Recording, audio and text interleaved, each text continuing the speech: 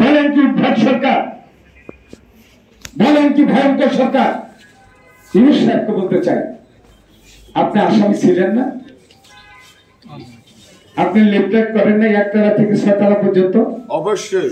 আপনাকে শেখ হাসিনা অপদস্থ করে নাই, আপনাকে হাত প্রতিপন্ন করে নাই, আপনার বেটে সাজা দেওয়া হয় নাই।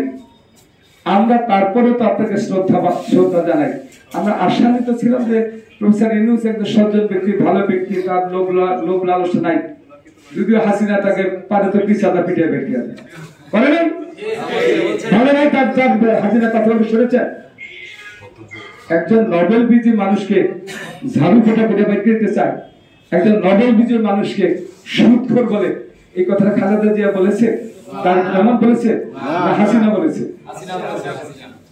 সমস্ত কিছুর মূলেই ছিল একটি দখলদারিত্ব। কিন্তু প্রফেসর ইউনূস জানেন একটা নির্বাচন, তাই আপনার ক্ষমতায় আমরা এত আশান্বিত হয়ে এই জাতি এত কিছু চিন্তা ভাবনা করে আপনাকে ক্ষমতা দিলেন। আপনি তো জনগণের প্রতিনিধি না, আপনি কিছুমাত্র দলের প্রতিনিধিত্ব নিয়ে। না মিথ্যা বলি? যখন এই ঘটনা ঘটতেছিল আমাদের বিএনপির মহাসচিব, বিএনপির নেতৃত্বে বিভিন্ন নেতৃবৃন্দরা গিয়া, অর্থাৎ জনগণের প্রতিনিধিত্ব যে দলগুলো করে জনগণের পক্ষে কথা বলে, তারা গিয়া প্রফেসর ইউনূসকে বলে যে উনি আসুন। অর্থাৎ এই বেটার মধ্যে অনেক দুঃখ বেদনা অনেক কিছু আঘাত আছে। প্র্যাকটিক্যাল ব্যক্তি উনি যদি আসে, দ্রুত একটি নির্বাচন দিয়ে জনগণের হাতে ক্ষমতা দিয়ে দিবেন, তাহলে এটা কি? তাহলে বেশি হাসিনা শেয়ার, যে হাসিনা শেয়ারের জন্য পালিয়ে যেতে হলো। আপনি গেলেন 90 দিন, আগে 9 মাস পরে হয়ে গেল, তো থাকবেন না করেন? আপনি এটা বলেন, আপনি ঘোষণা দেন, হয় নির্বাচনে ঘোষণা দিয়ে দেন, কতটা কি করবেন, অথবা কত বছর থাকবেন, এটা আপনি বলেন। আমরা পরিষ্কার হই, আমরা আশা থাকবো কেন?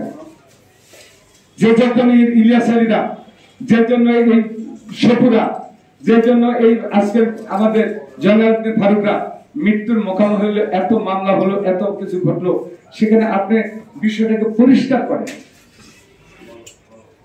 এখনো বলি, আমরা ইউনূস সাহেবকে বলি, দেশি বিদেশি অনেক ষড়যন্ত্র হচ্ছে বলে তারেক রহমান বলছেন দ্রুত নির্বাচন দিয়ে জনগণের হাতে ক্ষমতা দেবে।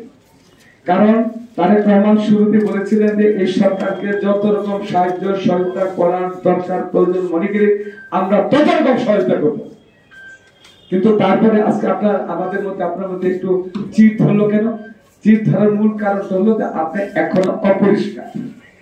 পরিষ্কার না, আপনি বলেন আপনি শেখ হাসিনার মতো থাকবেন, থাকেন। আপনার তত্ত্বাবধায়ক সরকার, অন্তর্বর্তীকালীন সরকার, আপনার কাজটাই তো দ্রুত। আপনি যতদিন বাংলাদেশ থাকবে একটা থাকে না যে আল্লাহ কিন্তু একটা